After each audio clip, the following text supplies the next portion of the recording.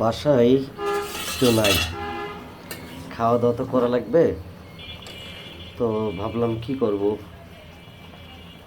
রান্না করতে হবে। চিন্তা ভাবনা করেই নিজে রান্না করা শুরু করলাম। তো চলুন দেখি, মুরগি রান্না করছি।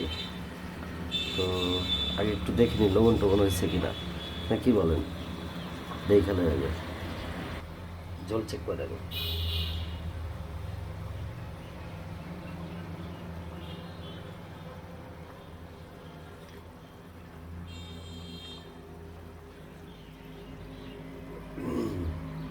ওকে, সব ওকে, অল ওভার সব কিছু ওকে। এখন হচ্ছে ঝোলটা কমতে হবে, তাই না? যারা রান্নায় এক্সপার্ট তারা একটু বলেন তো কী করা লাগবে।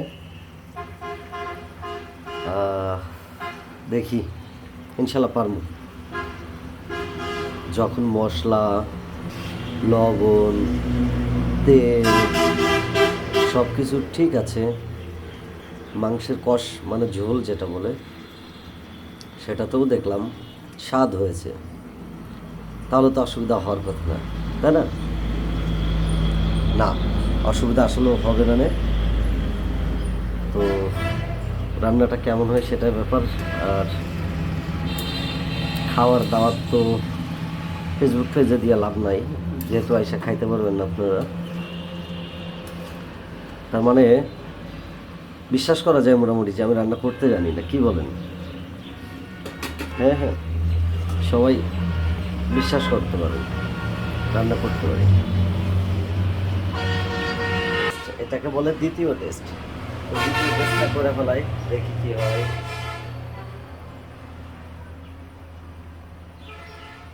একদম ঠিক আছে, বেশি ঠিক আছে, রান্না করতে পারি, অসুবিধা নেই, রান্না করা যাবে।